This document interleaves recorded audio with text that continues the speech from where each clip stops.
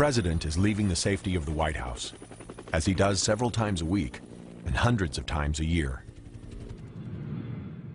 But a presidential trip is never routine.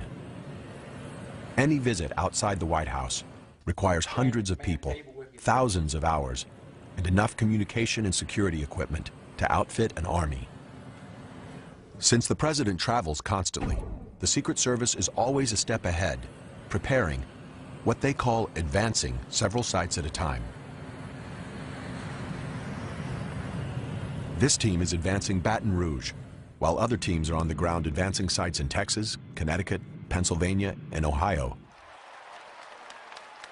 Everywhere the president goes, the security bubble goes too. Every trip the president makes is a challenge.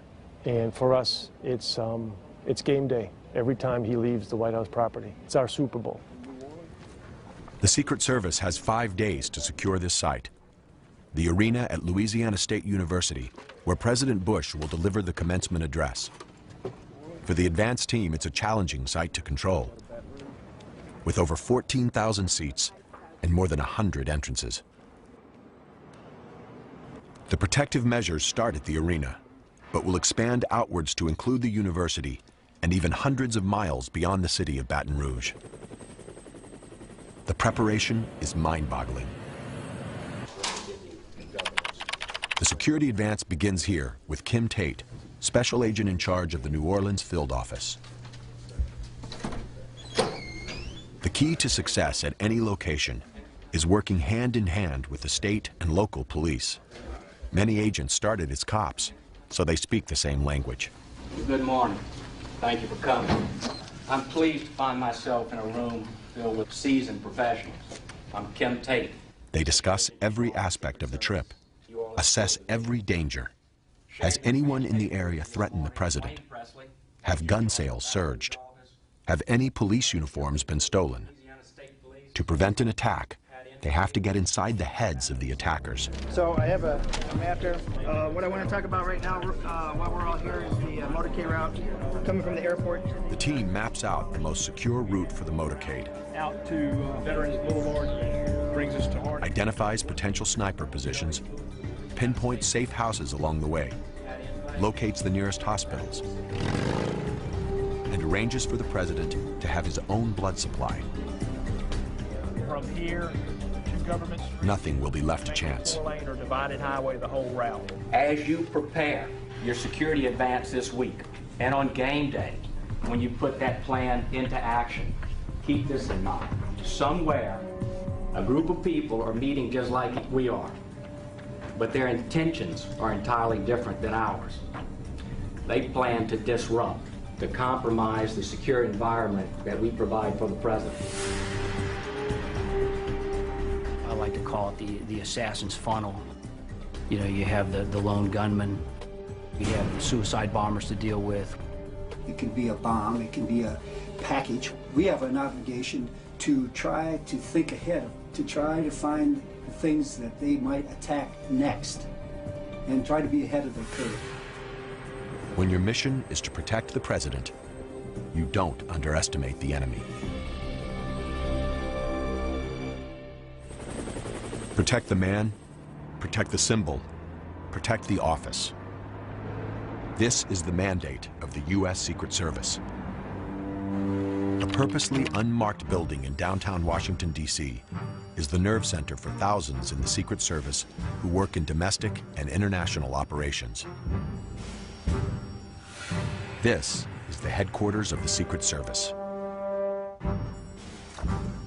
The enormous responsibilities for the agency ultimately lie on the shoulders of this man, the director of the Secret Service, Ralph Basham. As a career agent who rose through the ranks, Basham knows the mission here boils down to one thing: how's everyone today? Preparation. We're going to talk about the Baton Rouge trip. If you think about our mission, it's about prevention. We don't want to deal after the fact with an incident. We want to prevent the incident from happening. So that's why so much time and so much effort, so many resources go into the preparation for those kinds of events. Not many people know what the Secret Service does, and that's exactly how they like it. The image of the agent guarding the president is ingrained in our minds. But the Secret Service does a lot more than protect. Deep inside headquarters are some of the nation's top investigative and research units. The National Threat Assessment Center, the Intelligence Division, the Counterfeit Research Unit, the Electronic Crime Branch, and a tracking center for Secret Service protectees, including former presidents, presidential candidates, and visiting dignitaries.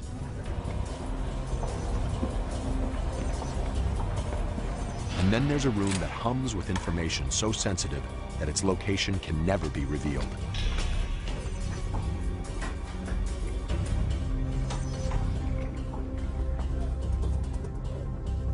The Joint Operations Center. This is where the Secret Service tracks the movements of the president, the First Family, and the Vice President, and where the most important residence in the United States is under constant surveillance. Every entrance, every approach, even the air around the White House is monitored 24 hours a day. To maintain secrecy in radio communications, the primary protectees are assigned a code name. In the past, President Bush was known as Tumbler and Trailblazer.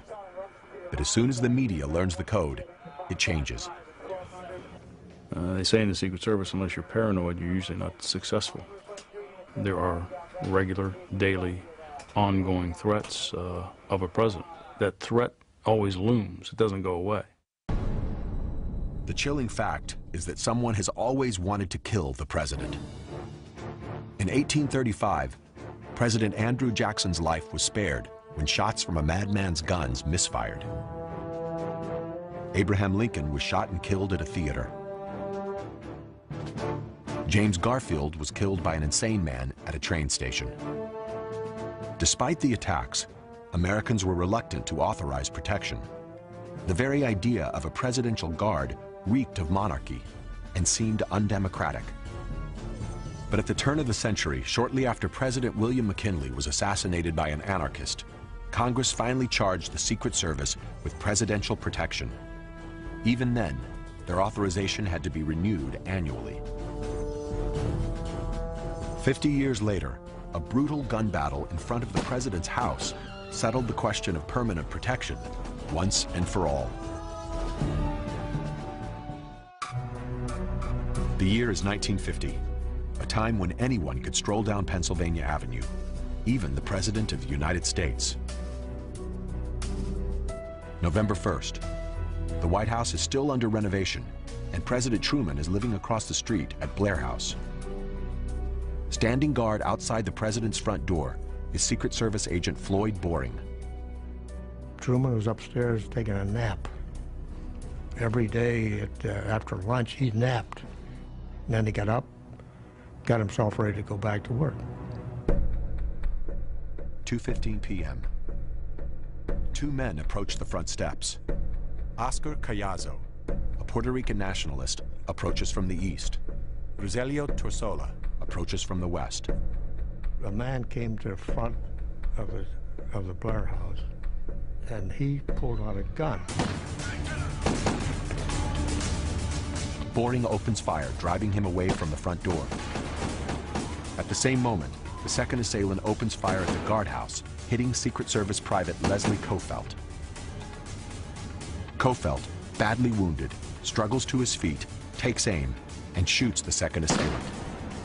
Torsello had been shot through the ears, right one ear right out the other. They died right on the spot.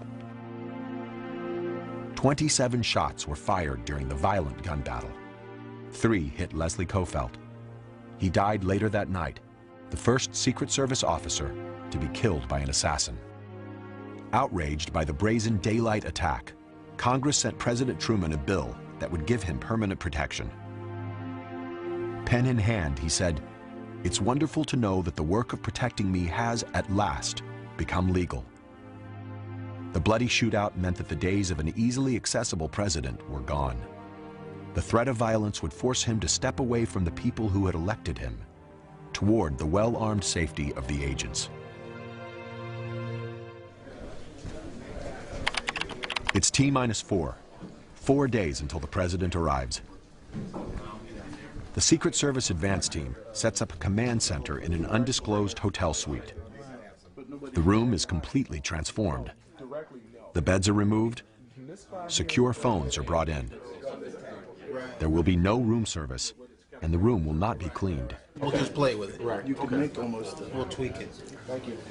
We're going to have 5,200 people coming in. I'll just ask for all the information to be finalized for tomorrow.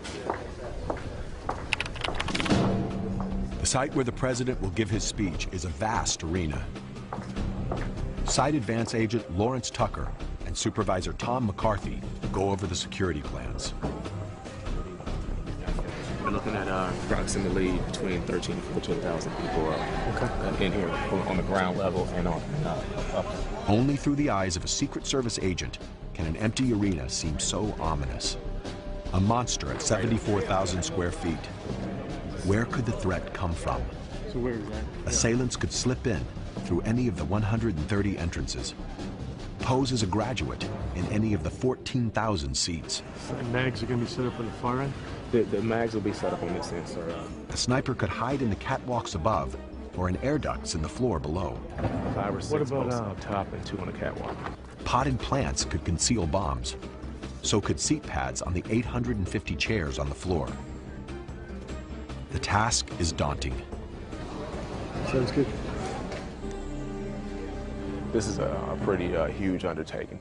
You're going to have, over 13,000 people in this venue. Especially for a venue this size, you got to make sure that the whole outer perimeter is taken care of. Everybody has to be on the same sheet of music.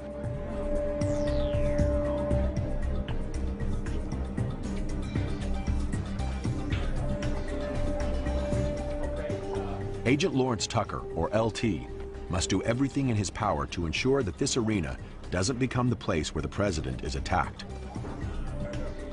LT is a member of the Presidential Protective Division, or PPD, a group of agents who have risen through the ranks and earned the assignment to protect the president. They stand at the president's shoulder. They are the shield.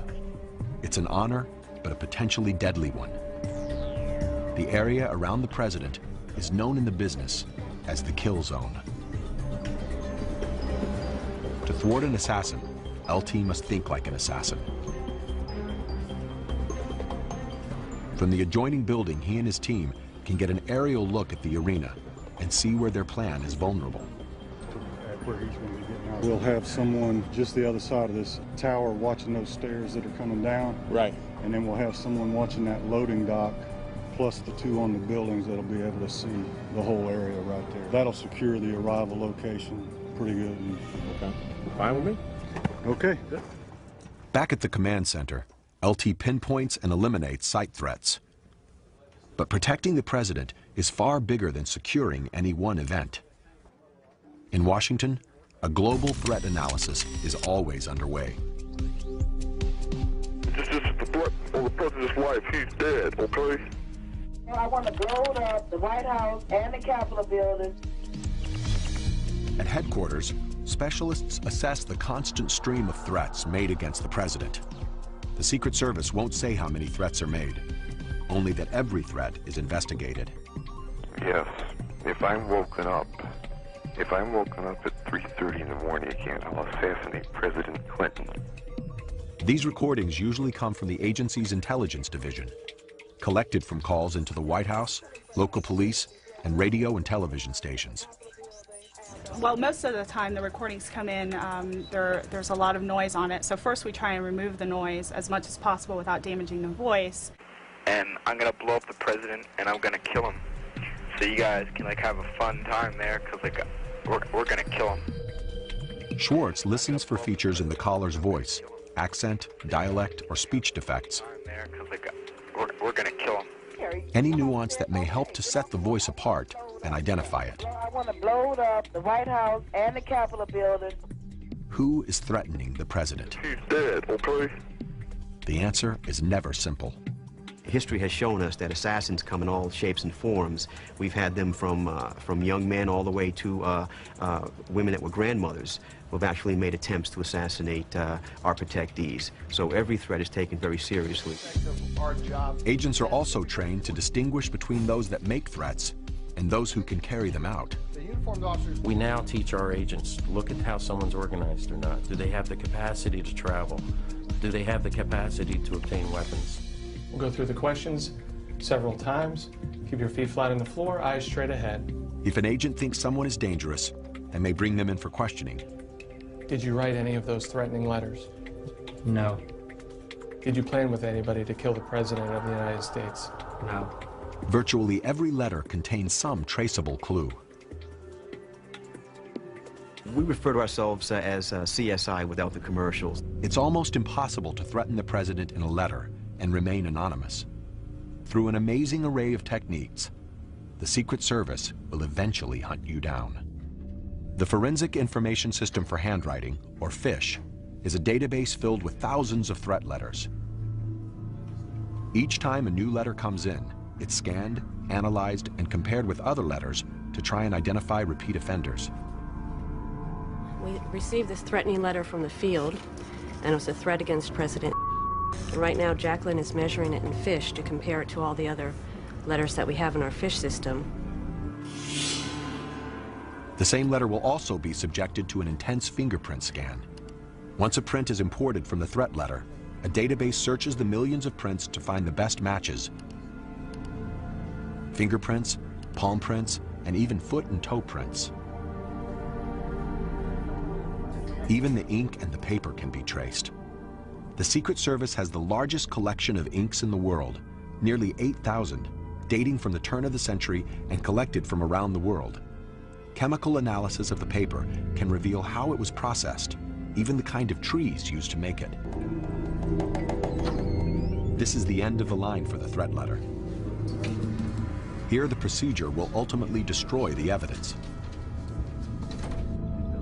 The letter is put into a chemical bath, which reveals remnants of the author's DNA. The residue will turn a purplish color. Latent fingerprints and any grease or oils are now exposed.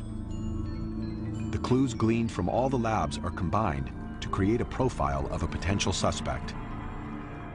We may not get a match in terms of an identity, but we're able to say that the letter written in Boston 2 years ago matches the one written in Phoenix that we just got in. So we know we have the same person appearing, and that's a great investigative lead for us. Imminent threats are quickly relayed to field agents, like the team in Louisiana.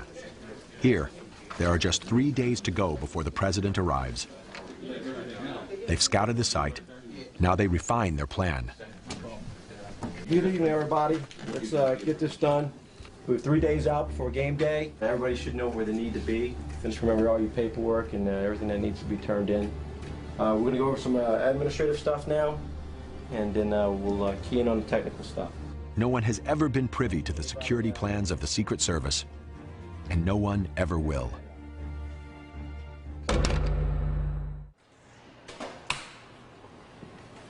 Protecting the President has always been difficult. In 2001, events conspired to dramatically increase the danger. September 11th started as a pretty routine day for me. I got in about 7 o'clock, and I got a call from the duty desk, and they were briefing me that we were getting intelligence that there was a potential hijacking. So we activated the crisis center. Deep inside headquarters in a top-secret room, managers and directors began to assess the nature of the hijacking. The first plane hit, I believe, the north towers of the World Trade Center at about 8:45.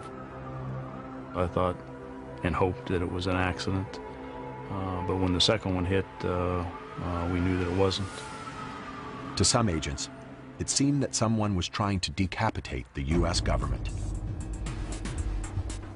We activated our continuity of government plan, and we deployed agents to locate and remain with anyone in the line of succession. Secret Service protection now extended to the Speaker of the House, the President pro tempore of the Senate, and the Secretary of State. One of the first things we do, obviously, is to locate all of our protectees from the President on down.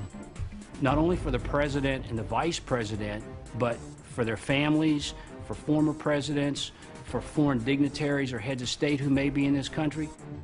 What's important for us is that we have a plan. If you don't have a plan, the game's over before you begin. In a state of emergency, the Secret Service's plan is to get every protectee to a secure site. We got calls that there appeared to be a plane headed for the White House, and we had immediately called the Vice President's detail. There was no time for chit-chat, no time for, will you come with us? I mean, they just took him. Vice President Cheney said, "My feet never touched the floor." Meanwhile, the president wanted to get back to Washington. We agreed that coming back to Washington was not a good decision. So there was discussion on Air Force One between the agent in charge, the president, the vice president, the director of the Secret Service was involved in several conversations, and the National Security Advisor as to what actions would take place. With Washington and New York in a state of chaos, the Secret Service put the president aboard Air Force One, the one place where they controlled all the variables. There was a very deliberate mood in here. There was a lot of determination and focus on the part of everyone in here to do their job, something that we had trained for and planned for, but had hoped would never happen. And we were watching on television as the towers collapsed.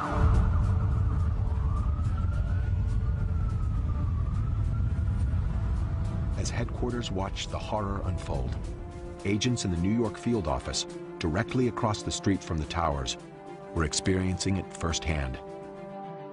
We moved out onto the West Side Highway, where I'm absolutely proud to say agents of the Secret Service were conducting triage.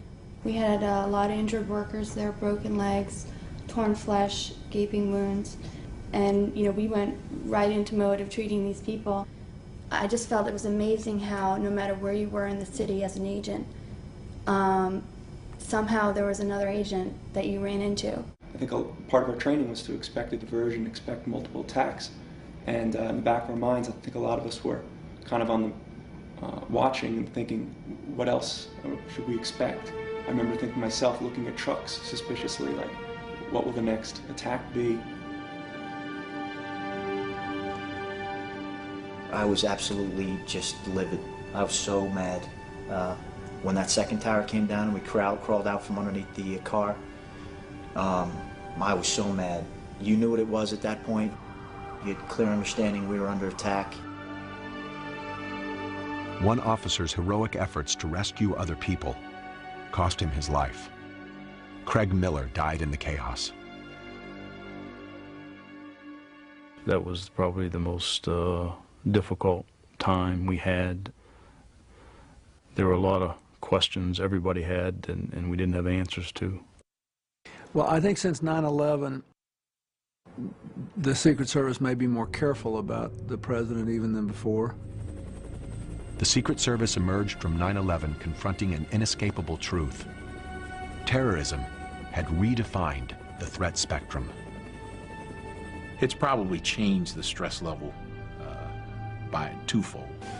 The very violent and random attacks that are brought on by terrorism are something that the Secret Service is extremely concerned about.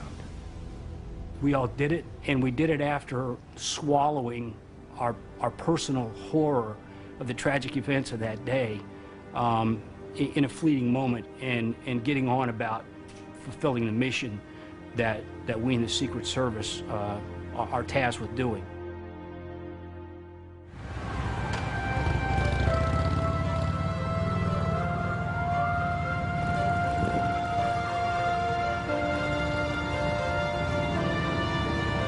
The presidential motorcade is on the move. A trip to an event in town. They've driven the route hundreds of times. The bubble advances through familiar territory. But familiar never means risk-free.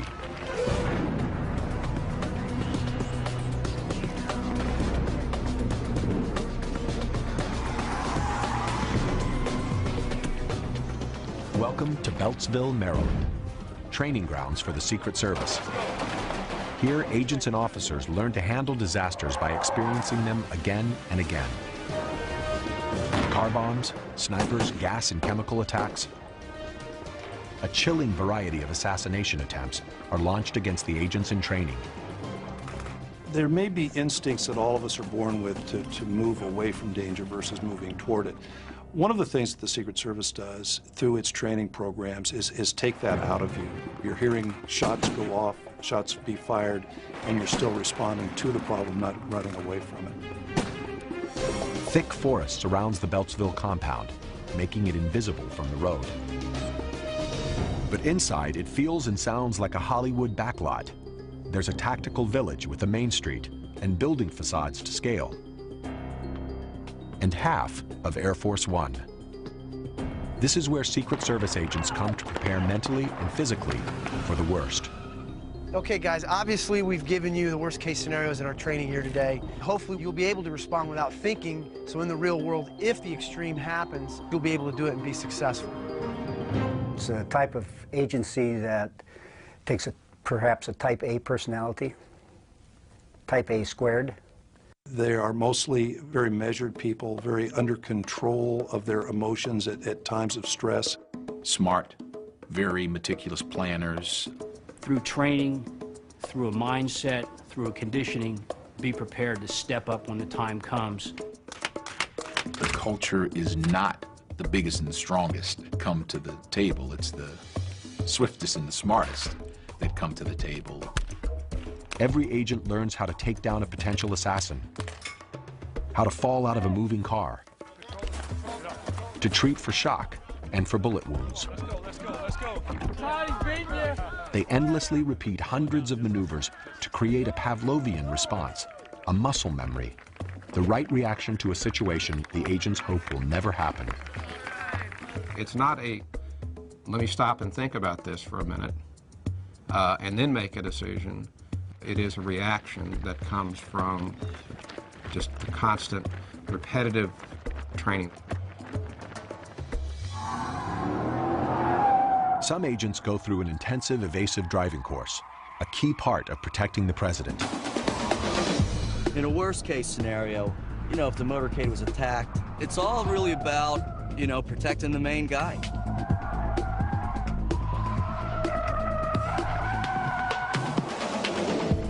These agents are practicing the J-turn, a tire-screeching pivot with a tight stop and an immediate change in direction. With these turns, we can approach speeds of 60, 70 miles an hour.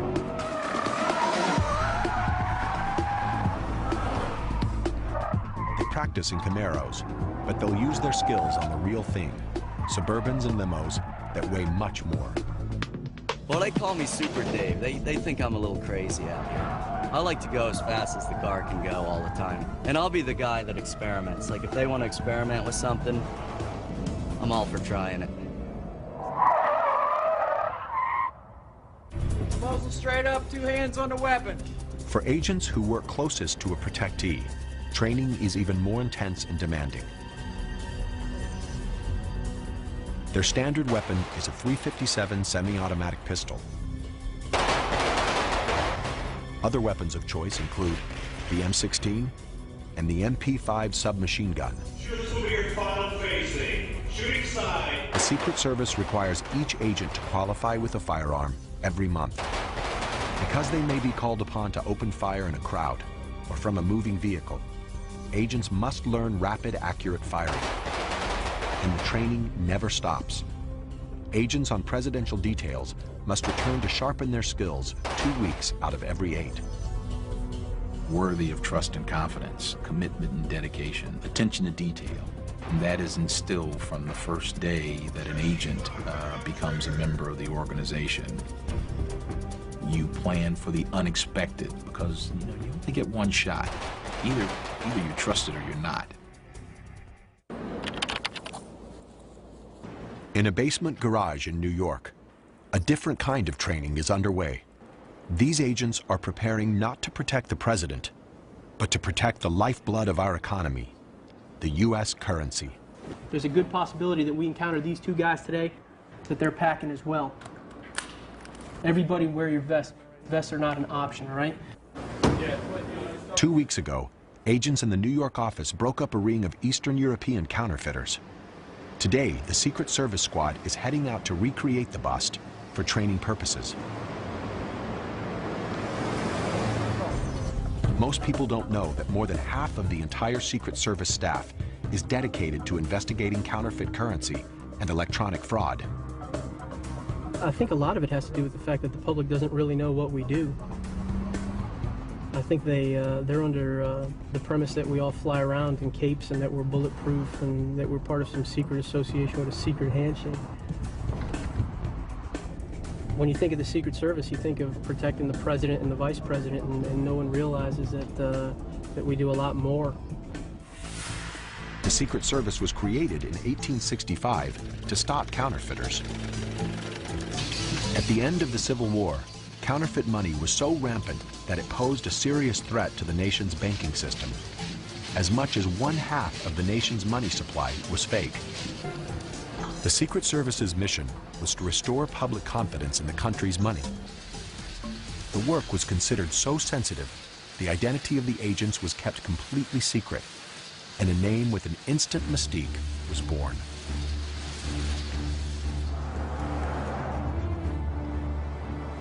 Almost 140 years later, the Secret Service is still on the case.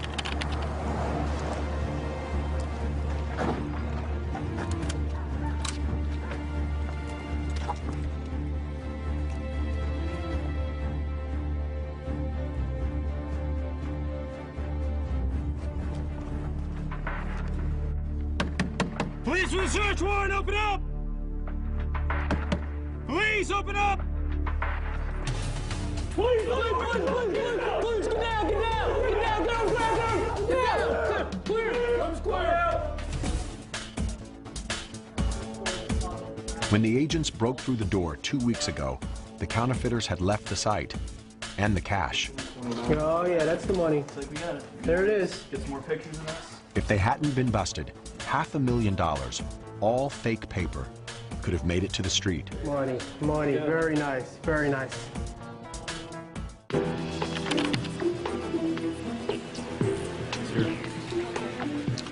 The field agents send the suspect money back to the lab in Washington, where specialists will carefully scrutinize every bill. Counterfeit specialist Lorelei Pagano is an expert at identifying bogus money. Everything comes to us as suspect. To confirm that it's fake, Pagano first checks security features embedded in the paper, the printing, the ink. If you examine the counterfeit that's just come in, hold it up to the light, you can see that there is an image of Franklin and that there is a thread. However, if you look at it through a light table, you can actually see that there's a commercial watermark and it says recycled. So right away you would know that that's counterfeit. Another trick is to change the denomination of a bill so that a 10 becomes 100. But the counterfeiter basically just eradicated all of the areas where it said $10 and then changed them by hand and raised the denomination to 100. This, I would think, was not worth the $90 that he profited from. To outpace counterfeiters, the government issues new bills every 5 to 7 years. But with high-tech scanners and printers, counterfeiters are forging more money faster. We used to average less than 100 domestic counterfeiting operations, and now we're over 600 in any given year.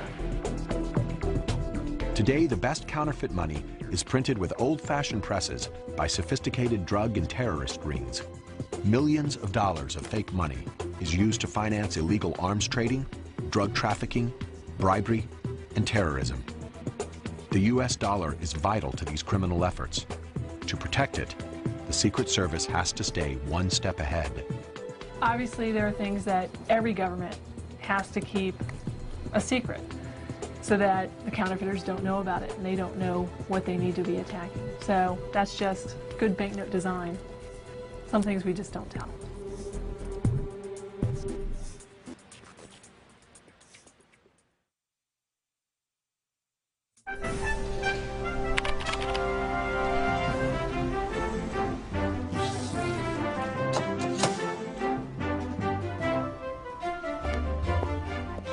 In an undisclosed location, Agent Ken Valentine cleans and polishes the president's car.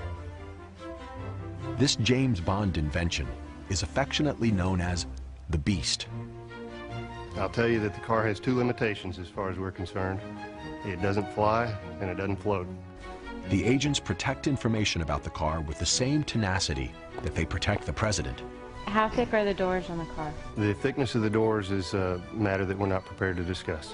What kind of armor does it have? Well, I'll tell you the armor is state of the art, but beyond that, I'm not at liberty to discuss the armor or the capabilities of the armor.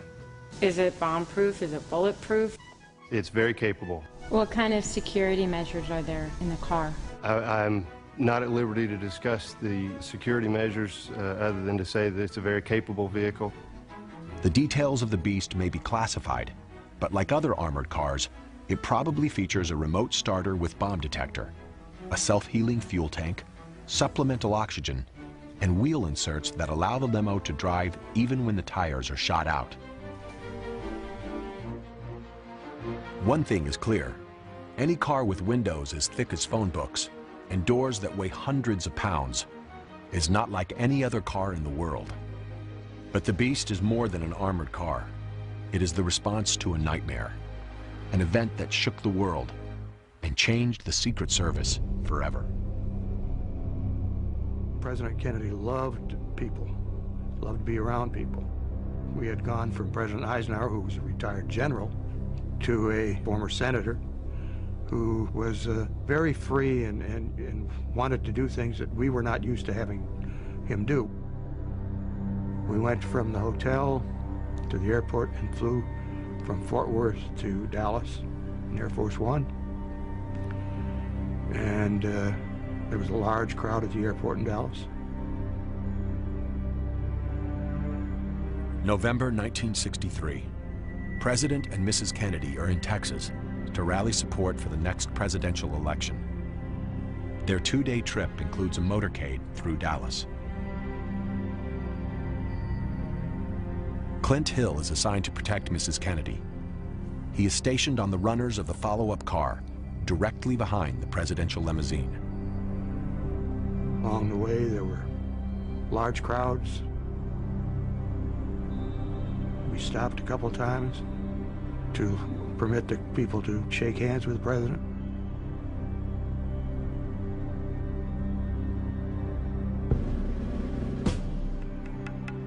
When we got into the central part of Dallas, the crowds were larger.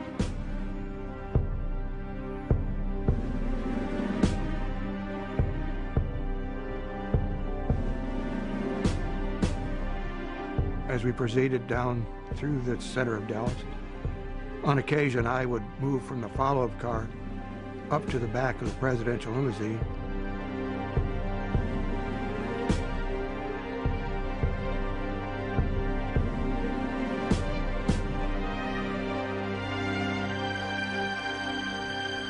Shortly after we got into that turn and started on that street, I heard a sound.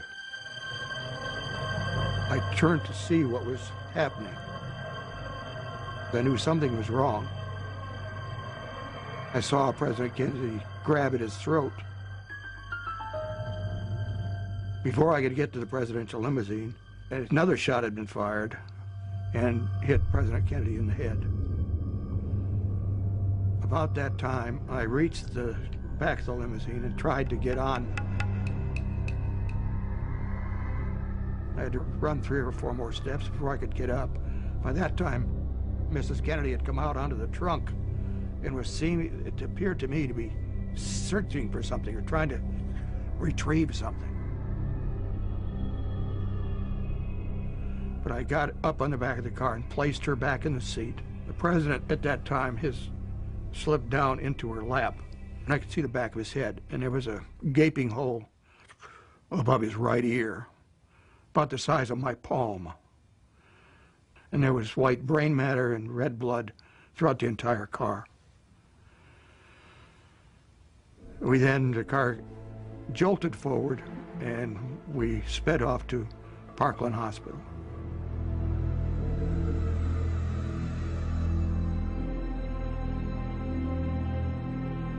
as a stunned nation struggled with the enormous tragedy of a young president's murder.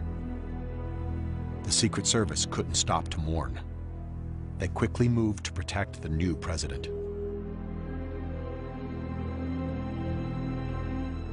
But the assassination shook the organization to its base and left the agents on the detail devastated. It was our responsibility to protect the president, and we failed to do so. Anytime that you have a job to do and you don't do it, you've failed. The failure to protect Kennedy forced the Secret Service to ask difficult questions. Should the president be allowed to ride in an open car? Should motorcade routes be published in advance? And should those routes follow paths where the president could be an easy mark? Whatever the answers, things would never change for Clint Hill. It's something that will never go away. I still have nightmares about it. It bothered me from that point on, and it got progressively worse. Eventually, that's the reason I retired, is that the doctors finally told me that you just can't go on. Unfortunately, that particular day, all the advantages went to the shooter. The assassination is still a defining moment, not only for the agency, but for every agent who has ever taken the oath. You don't think about your wife or your children or your own life. Your whole focus is to save the president.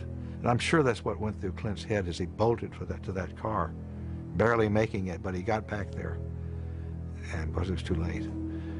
And we're all different from that. I mean, we're just different from having lived through it. If eternity has to remember me for something that was that tragic, I just couldn't live with myself. So, you know, my philosophy was, it won't happen on my watch. It can't happen on my watch because I can't live with it. The assassination forced the Secret Service to rethink protection. Training was completely revamped. The number of agents jumped dramatically, and the service developed state-of-the-art threat assessment abilities. Riding in an open car would become the rare exception to the rule. The car would become armored and sealed, a rolling fortress, the very embodiment of the protective bubble.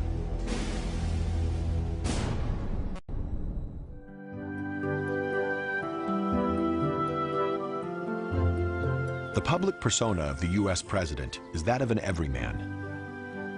We see him leaving his house, waving before he goes off to work.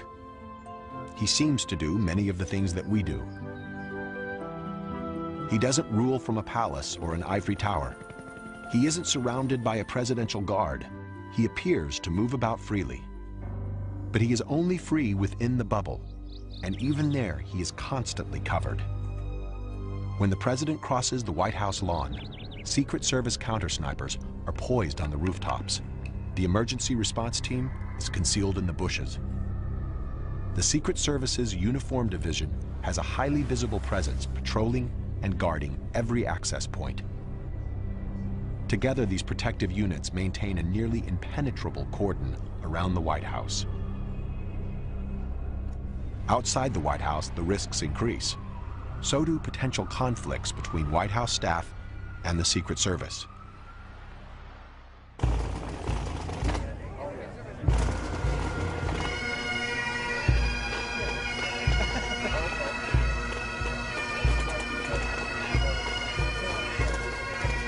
Politics and protection are like oil and water. You really have to have a good blender in order to get it to work right. You know, if we had our way, we would probably bring the president out once a year in a bulletproof capsule and show everybody that he's alive and then take him back into the White House. If the staff had their way, he'd be out shaking hands with the public on a day-to-day basis. I've said this many times that the Secret Service is there to keep them safe, and that's not always consistent with making them happy. There are times when you're with a protectee where you have to tell them, you know, we're not going to go in this door, we're going to go over to this door. But later he's probably going to tap you on the shoulder and go, why did we do that? And I would suggest that you have a pretty good answer. What happens when politics vies with protection? Negotiation. Larry Cockle led the presidential detail for Bill Clinton. He remarked once that of all the people that he interacted with and of all the authority and power of the president, that the Secret Service was the only entity around him that would tell him no. So I don't think there was ever an instance where I overruled the president, but I found a way to make him see my point. Sometimes the agent simply has to make a dangerous situation work. The president, he wanted to go to Bangladesh and Pakistan, which for all intents and purposes would have been going into Al-Qaeda's backyard. I had to actually prepare to try to talk him out of going, but at the same time, I had to prepare to take him there in the event that he wasn't going to take my advice. We went down to Cartagena when a lot of people were saying, don't go down there. The drug warlords are out of control at Cartagena in Colombia. And I said, we got the Secret Service. I'm not going to worry about that. Now, the president, more than any other time, is in a cocoon. The problem of a president being more and more isolated from mainstream America and from the way people live and the way they think is a problem that eventually we may come to regret in the sense that it went too far. It's hard to say that any measure to keep a president safe goes too far, but just think about it. It's a necessary evil to have 24-hour protection. It's a necessary evil to plan and meticulously orchestrate travel to ensure that nothing goes wrong. It's a high-stakes game. Preparation for that high-stakes game has reached a dramatic stage at the Baton Rouge airport. It's T-2 and counting. 2 days until the president arrives, and the invasion has begun. The Secret Service arrives in force. 2 Air Force C-141 cargo planes packed with tons of equipment and enough manpower to staff a small army have landed. Inside, every imaginable security tool. Metal detectors and communications equipment. K-9 bomb sniffers and their handlers. Armored motorcade cars. Some of these cases may contain a variety of weapons, but the Secret Service will neither confirm nor deny this. And out of the belly of the plane comes the beast. 2 of them, 1 for backup.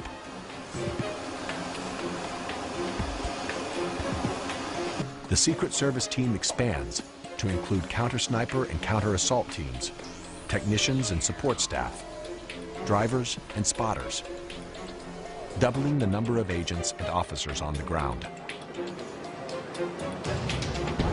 Secret Service strategy is to meet any threat with overwhelming force.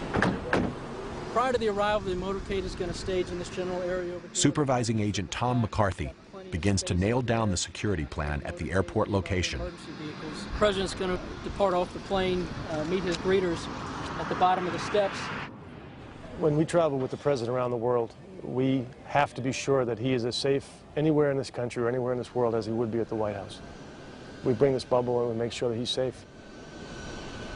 The scope of presidential protection is unlike anything else. But one other person whose protection approaches this level is the presidential candidate. Candidates had always lived outside the bubble until a deadly attack in 1968.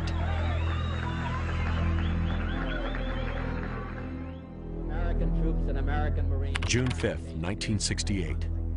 Presidential candidate Robert F. Kennedy has just pulled off a dramatic primary victory in California. As he leaves the hotel through a jubilant, uncontrolled crowd, a Palestinian student, Sirhan Sirhan, steps forward and fires 7 shots at point-blank range. It's the first time in United States history that a presidential candidate is gunned down on the campaign trail. Today, the Secret Service automatically protects the candidate 120 days before the election. For candidate John Kerry, it's his first time inside the protective bubble. You don't notice it, except if you have to just walk to the drugstore or go do something totally normal. It's, I guess, just part of the business. It does feel a little bit restrictive, but you know that they're there because it's a dangerous world, and they're there to protect you. For the agents, the stark memory of Robert Kennedy's assassination is a constant reminder of the dangers that may lie ahead. I think there's a number of incidents that keep us motivated when we go out on the campaign trail. Going back to President Kennedy's assassination, also the candidate Kennedy's assassination. Those things keep us motivated and keep us on top of our game, even in the long, trying days of the campaign. Though the protection isn't quite presidential, it's still intense, because the risks are just as high. This is a unique visit today in Davenport, Iowa, because the president is visiting here simultaneously with Senator Kerry. What happens when not one, but two Secret Service bubbles hit the same town at once? In Davenport, local authorities were stretched, and local bank robbers had a field day, knocking off 3 banks. The whole point of the campaign for any candidate is to connect with the crowd. The agents have to balance the candidate's desire to be in the crowd with the safety measures needed to keep him alive. During his speech, Kerry appears to be out in the open with no visible barrier, but the platform is surrounded by bulletproof armor. What the crowd sees is a campaign banner. Agents take positions at the sides of the stage, and a Suburban stands by to whisk Kerry away if there's trouble. But the candidate can't worry about trouble. He has to work the crowd, and often the only thing between him and the crowd is the agent. Every protectee is different. They have their own mannerisms and expectations, and we're able to adapt to those and adapt the security methodology around that. In the months leading up to the election, the Secret Service must adapt to Kerry's style, and Kerry must learn to live in the shadow of protection. I spend a lot of time on rope lines. I talk to people. I dive into the crowd. If you want to meet with people and you want to go out and get in a room and have them ask you questions, there's every way in the world to do it. I do it every day. But Kerry is not the only one adapting to full-time security. His family has to adjust too. The whole thing is an intrusion on their lives. It's hard. I mean, we all sat down and I asked them. I didn't do it just, you know, willy-nilly. And there are different attitudes among different members of the family about it. And I think everybody's sort of accepted that even though it is an intrusion, they're willing to do it. If the candidate is elected to office, he must take what comes with it, and so does his family. When Dad became president in August, all of a sudden, you know, like, boom, our life changed overnight. And I remember the first moment the head of my detail came up to me, and he came up and he said, listen, I know this is a big transformation for you. We're not here to be your parents. We're not here to tell you what to do, what not to do. We're here to make sure you don't get kidnapped, shot, killed, held for ransom. Mrs. Clinton received numerous death threats. We had some person who basically was, I think, stalking Chelsea Clinton. These incidents were never reported and never talked about, and we never let this information out. It was not our job to discuss it. There were special times when the president and Chelsea were together, when it was really important that Chelsea not experience this very heavy security presence. So those times we would give him space. They were really good about trying to be flexible. Sometimes Chelsea and I would walk downtown in Washington and go to a bookstore or something like that. But I tried to give them enough notice so that they could prepare. I felt that on occasion, giving into the security requirements did isolate me from the public. after a man with an assault weapon shot up the White House. The Secret Service asked me to stop running on the mall. So I did, but I hated it. You know, it was my one sort of daily contact with ordinary citizens. There are times when life inside the bubble is claustrophobic. There's not a whole lot of privacy for a president or a first lady. You see them in every situation they're in. You see them when they get up in the morning, when they go to bed at night. You see them when they're happy, you see them when they're sad. So you see them under every situation possible.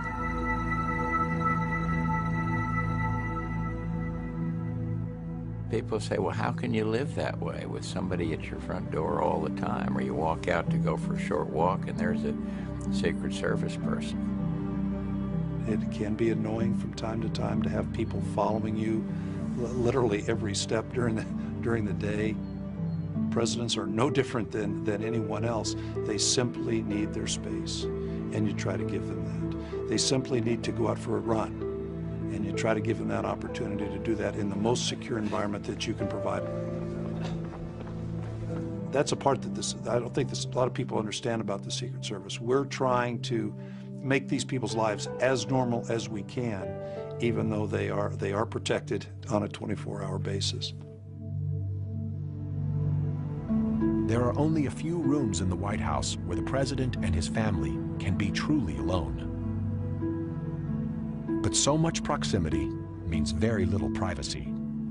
The agent must be absolutely trustworthy. Discretion is essential. I don't know about other first families, but I know that Barbara and I talk very frankly in front of them. Always did and always will, because we have total trust in their professionalism, in their discipline. But they know a lot of secrets about our own family, personal, intimate stuff about our kids and grandchildren and all of that.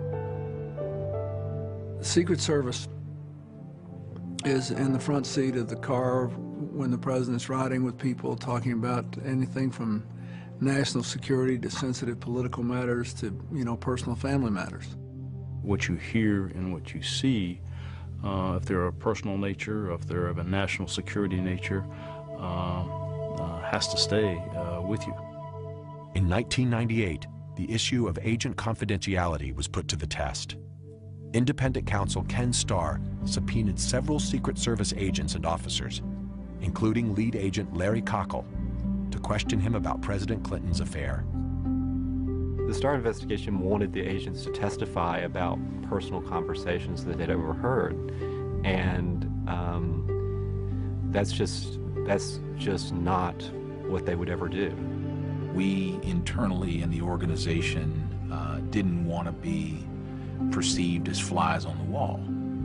I've been present when sensitive family issues were discussed, and as much as possible, I didn't want to hear. I didn't want to know.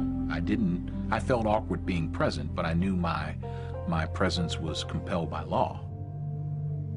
The Secret Service contended that requiring testimony from their agents and officers about the very people they protected compromised the essential trust necessary to keep them safe.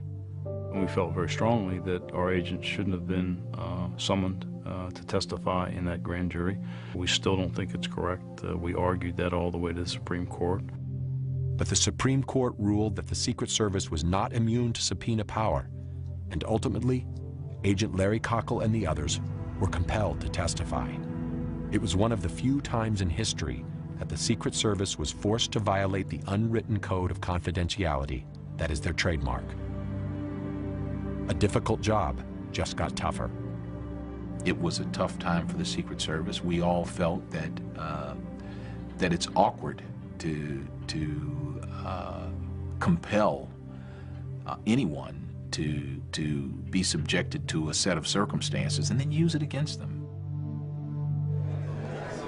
ID, sir. Thank you. Thank you. T-1. 24 hours before the president arrives. More agents and officers stream in for a final Secret Service briefing. The agenda is so sensitive, there's even security screening for the security briefing. First, I want to thank Lou Velez. He's created a tremendous security plan here. Okay, we'll go ahead and get started. It's Friday, May 21st, 9:15 a.m. President Bush arrives at the Baton Rouge Metropolitan Airport. The advance team runs through the entire security plan so that every team member knows their role. New threat assessments are reported and potential responses are built into the plan. By game day, the details of the plan will be so ingrained, execution will be second nature. The team appears to have doubled in size again, but the Secret Service will not reveal the size of their force. We've had our people in place here working with the local law enforcement for over a week now. We're finalizing all the details tonight. We're very confident that tomorrow will be a success. And once we complete tomorrow, we'll go on the road and do it again someplace else. Remarkably, while this Secret Service team advances the LSU event, other teams are advancing 5 more sites around the country. The president makes hundreds of trips per year. For the Secret Service agent working protection, there is no break. As soon as an agent finishes one advance, they'll go to another. It's not a job for them, it's a way of life for them. It's a lot about being patriotic, and it's a lot about doing the right thing. It's not all 007. There's some very difficult times. There's times away from home. There's times that you can't be there for Christmas. There's times that you can't be there for birthdays. Our wives and children would probably say that there's only one family, and that was the Secret Service. At the time, I didn't understand how stressful it was. I would say during the time I was in charge of President Clinton's detail, I can't remember a night that I had more than 3 hours of continuous sleep. To limit the toll, agents generally work no more than 5 years on the presidential detail. It takes a great deal of concentration to continuously do what you have to do. But you never know what's around the corner. Everybody burns out. No one maintains an edge constantly.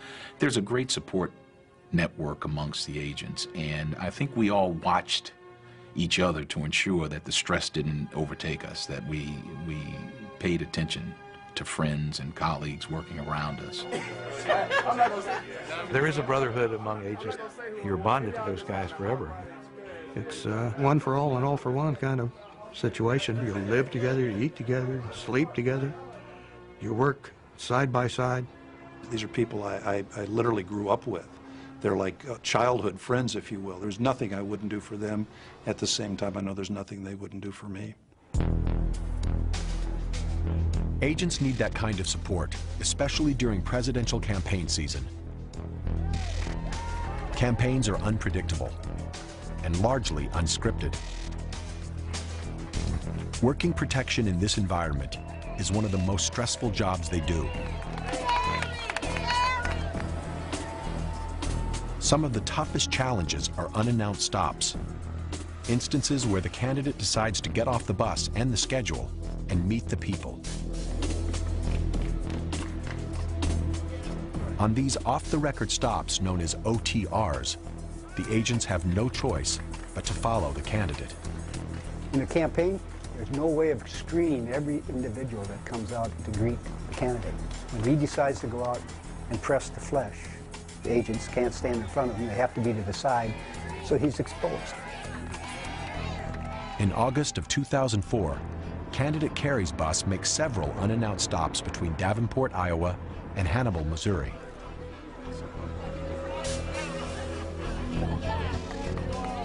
With one stop after another, keeping a constant watch can become mind-numbing. You work around complacency by keeping your focus, keeping your eye on the ball. We trained agents to understand that the things that might seem mundane or routine could very quickly turn to tragic or challenging. You have to maintain that focus, and there can be no distraction, and that all comes down to discipline. We pride ourselves on anticipating potentially anything that could occur and then preparing for it. Hold them on the other side of the question table. You can't drop your guard. You can't stop looking. Sir, take your hands out of your pockets. At every location, the Secret Service will ask people to show their hands to make sure no weapons are concealed. To the agents, even a pen is potentially dangerous. Sir, can you take your hands out of your pocket? Thank you. You know, you can scan a crowd quite rapidly and pick out somebody that's acting strange, dressed differently. You're looking for the unusual. Maybe just doing some strange thing that catches your attention. An unannounced stop is still something that is allowed. I don't know how the Secret Service could prevent it. But at that moment, the stress level goes way up. You never know who might be there. You never know what might happen. And you watch them, and they're looking at the hands. They're looking through the crowd. Nice to see you. Yes, yes, yes. Oh, your baby. And you just see it in their eyes, and you see it in their body movements. This is a high point of stress. This is the most dangerous point. September 5th, 1975. President Gerald Ford has just finished a speech and is on his way to the California State Capitol building. His motorcade is waiting. But it's a beautiful day. The Capitol building is just across a park, and President Ford spontaneously decides to walk. Agent Larry Buendorf is working on President Ford's protective detail. He walked out of the hotel, and there was a crowd that was across the park at the time that was cheering for him, and he decided to walk. So this creates a lot of tension within the agents themselves because we're now going into an environment that is not controlled. We don't like to do that. You got the media, they're running with their cameras. We're trying to watch the president, watch the crowd. People started shaking hands, and you know, sometimes they hold on too long, and so you're very busy trying to keep the crowd away, and there's so much going on. I'm shaking hands with a lot of people, and I noticed a lady in a very vivid red dress sort of walking with me as I was walking toward the Capitol.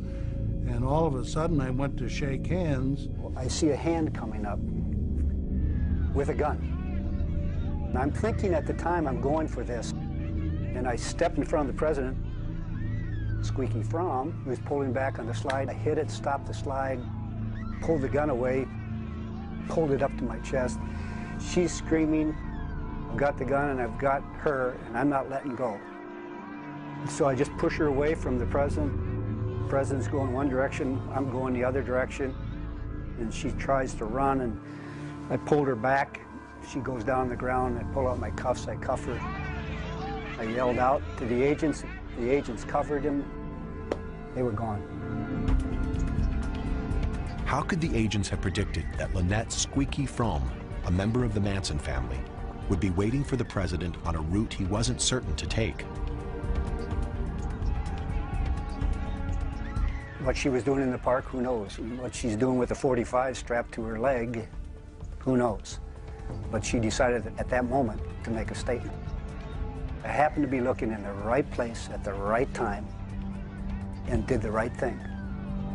Agents always have to be alert. They've got to be watching for that person in the crowd that's acting alone. Larry Buendorf's instincts saved Gerald Ford's life. Do you think back at it? A lot. You do. You think about it a lot. Because you know how close it could have been and how it might have changed history if it hadn't gone down the way it went down. Astonishingly, just 17 days later, it happens again. September 22nd, 1975. White House photographer David Hume Kennerly is waiting with the press pool for President Ford to exit the St. Francis Hotel. I went out and looked at this crowd on the other side of the street, and I just thought I got such a bad feeling from it, like this sense of dread, really.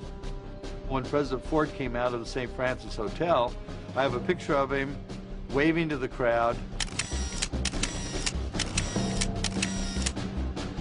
And then the shot was fired, and you could see him wincing. I was shot at by Sarah Jane Moore, who was across the street.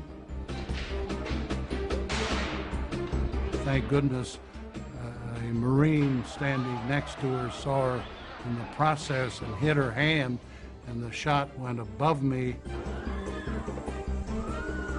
Secret Service jammed me into the back of the limousine. And they were all kind of laying on top of him as they're driving off back to the airport. After a couple of minutes, Ford says, "That gunshot didn't get me, but I'm going to be crushed to death under you guys. This is an armor-plated car. Get off of me." With the quick succession of attacks, the Secret Service reflexively tightened their hold. I know that President Ford was really angry about the 2 attempts on his life. And he was angry that he knew it would further insulate him from the public. The Secret Service wanted him to stay in the Oval Office after those incidents. And Dad said, you know, the president cannot be held hostage in the White House.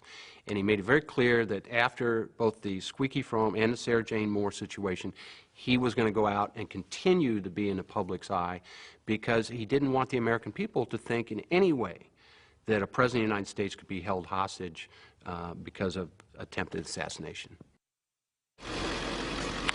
Game day. T-minus 5 hours before the president lands. At 4 a.m., the Secret Service arrives at the arena. LSU may own the building, but today it belongs to the Secret Service. Dasik. Here. Morgan. Here. The team gears up, knowing they have one chance to get it right. Smith. Here. Each agent is wired into a restricted radio network, impervious to eavesdropping, and linked to the temporary command center. Wallish. Here. Johnson. Here. Every agent will know where the president is at all times. Everybody all set? Okay. Game face on, the agents enter the arena. In the next few hours, everything LT's team has prepared for will be put to the test. All right, 212. Hold room. Okay, let me make sure I got all these people posted here. Rusin, you know where you'll be in the security room.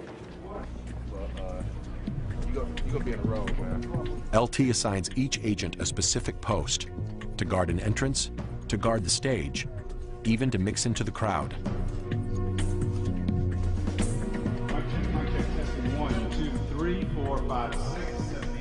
At T-minus 3 hours, the Secret Service hold on the arena begins to tighten. 1, 2, 3, 4, 5, 6. They now execute a comprehensive search for bombs and weapons, called a sweep. Ladies and gentlemen, the President of the United States.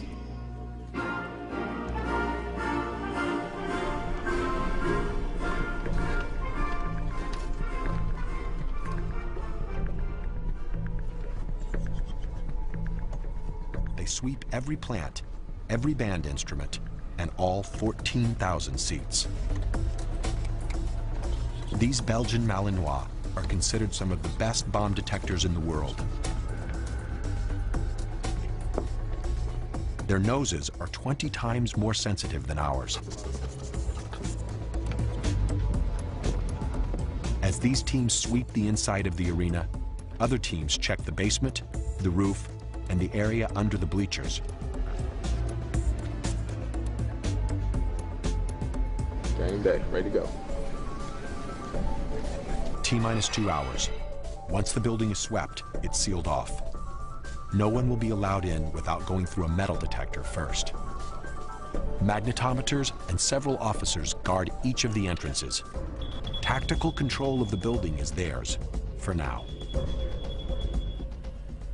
At the Baton Rouge airport, it's T-minus 90 minutes. The agents are busy taking control of this real estate, too. The president's private fuel supply is standing by. The Secret Service choreographs the movements of the press, the motorcade, well-wishers, and even the president himself. We're all going to come in here. The press is going to do a preset, get all their equipment swept, and then we're going to get them in one organized group over to their designated press clean area. If any of them go out, it doesn't matter that they've been swept once, you get swept all over again. Set over to where the press is. Actually, what people can In 90 minutes, the team will shut down all movement on the airport. They call it lockdown. Sweeps are underway here, too. The K-9 team checks every vehicle, even the Baton Rouge Police Department motorcycles that'll accompany the motorcade.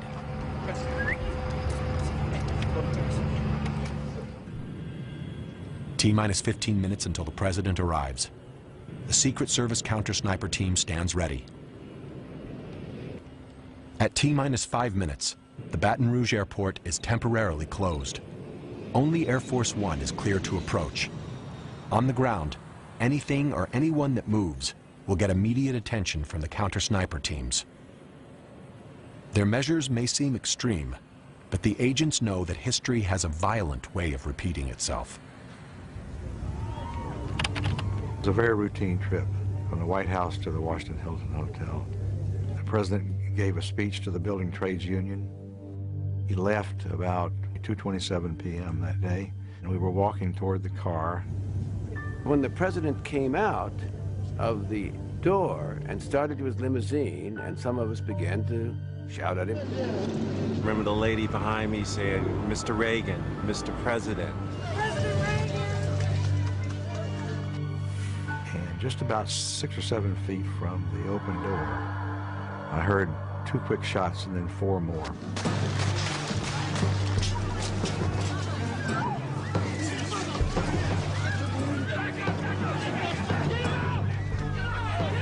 The first 2 shots hit Mr. Brady and Officer Delahanty, and the third one hit McCarthy because we're pushing the president behind McCarthy. McCarthy, he didn't let me down. He stood up there and took it. And as that was happening, another agent literally went right over top of me and my camera, right down onto Hinckley. It was just an amazing thing. Give me a squad car! What I remember vividly is Parks grabbing the president, taking his head, carefully, quickly putting it down and pushing him into the limo. As we know now, a bullet struck the rim of the door, ricocheted into President Reagan. But at that moment, no one knew that. The door was shut, the feet were thrown in. At that moment, I yelled for the driver to leave quickly. Get out of the way!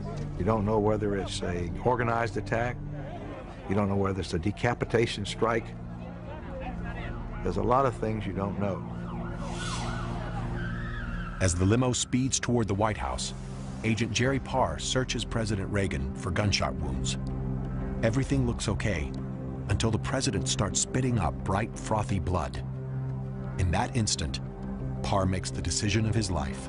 I knew from my training that this meant some kind of a lung injury, and I just said, we got to take him to the hospital.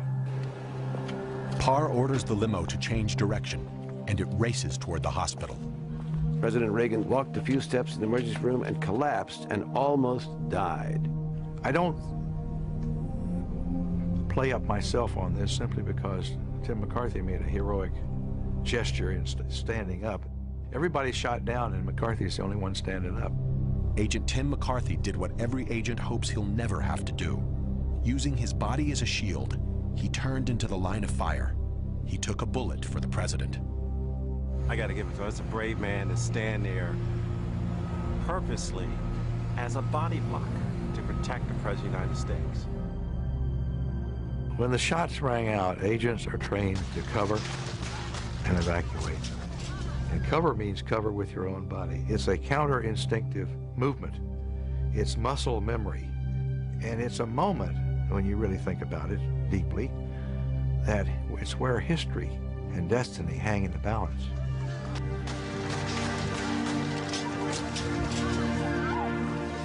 It's where all your training and truth come together in that one moment.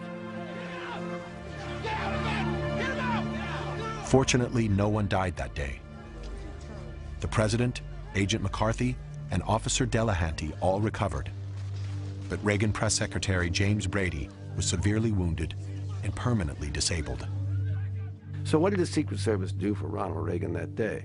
Well, they didn't prevent John Hinckley from shooting him. The rules were such that civilians, without having been checked by a magnetometer, could be right there on the line, and one of them had a gun. But once the shots came, they performed brilliantly. and they saved the president's life. The assassination attempt forced the Secret Service to ratchet up protective measures even more. They plan for the worst and hope for the best. That's what they do every time they take the president out. Prepare for the worst, hope for the best.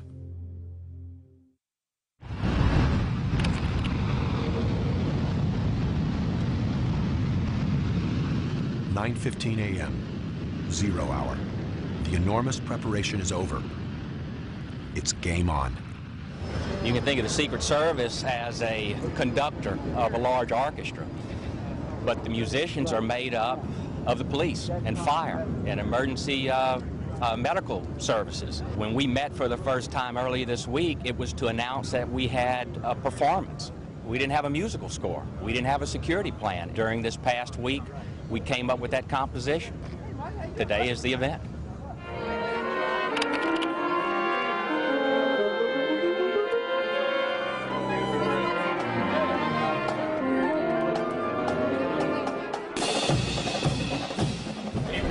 Cell phones, electronic devices, bags, and purses. Please place them here on the table.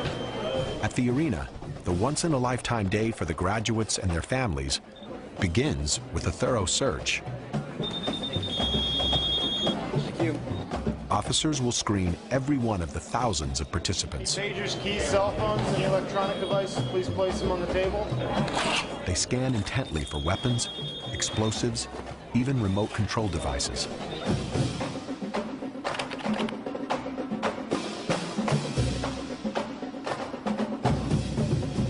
The president exits Air Force One as the security rolls out ahead of him.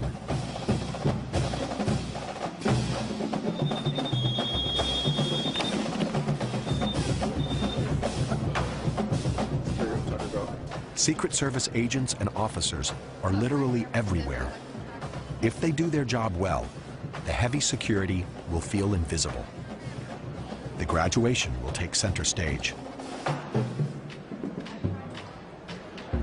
They dress to blend in with the crowd, their suits tailored to conceal the weapon each one carries.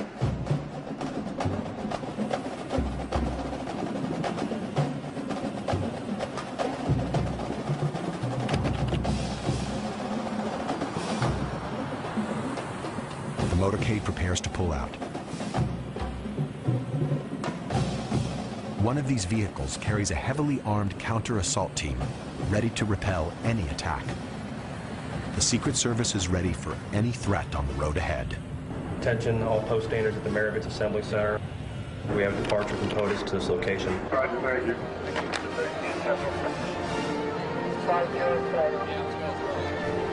POTUS, shorthand for President of the United States, is T-minus 10 minutes away.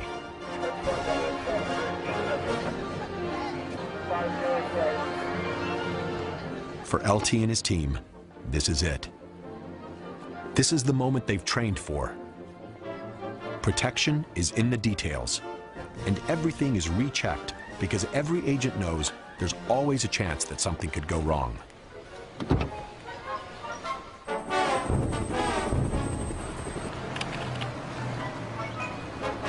The beast arrives, right on schedule, to the minute.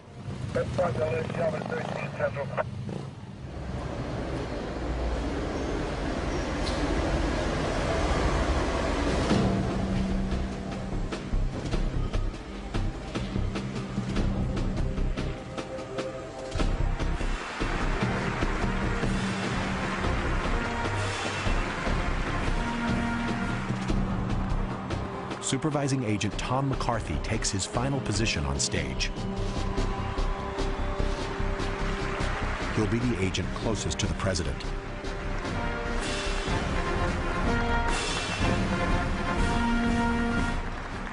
Ladies and gentlemen, the President of the United States.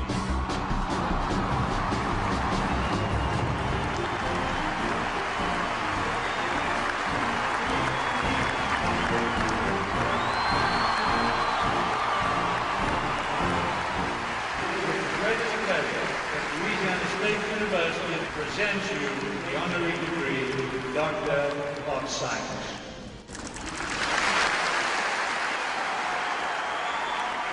Thank you all very much. I want to thank you for the warm welcome. I'm honored to be with you on graduation day. I speak with some authority here. I've seen how things can work out pretty well for a C student.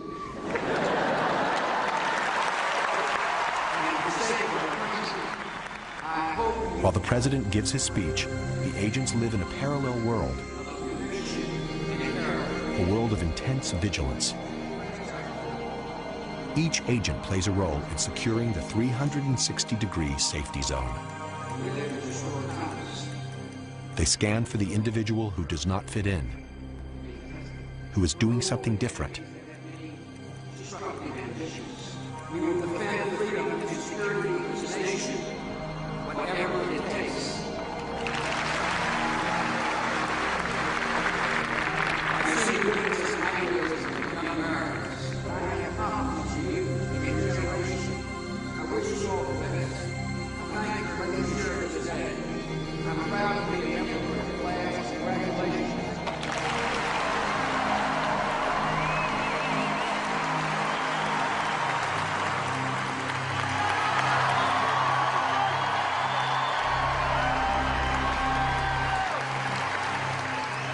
As the president exits the stage, he veers off course and off the plan. It is the one unchoreographed moment of his visit.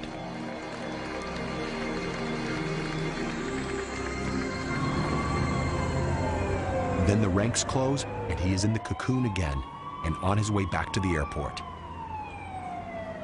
But for the agents, it still isn't over. On the tarmac, a crowd of 300 wait to see the president off. They look like a spontaneous group, but they are not. They have all been invited and screened. They are temporary guests inside the bubble. Sure.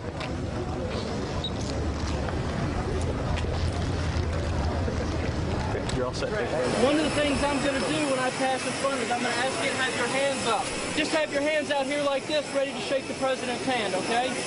That's all I ask.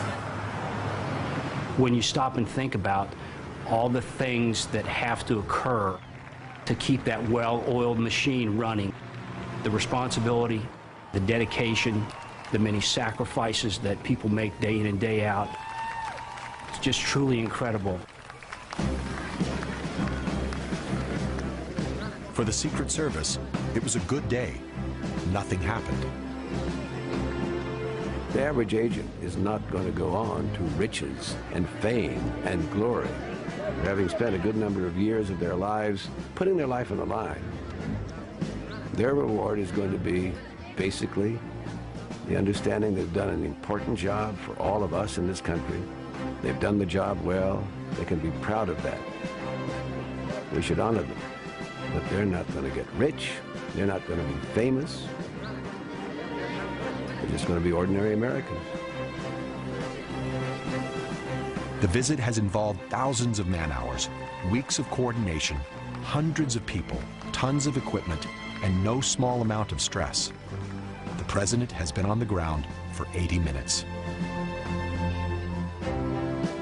The Secret Service will move on, advancing the next locations, keeping the web of protection spun out ahead of the president so he can keep his public persona, so he can do his job.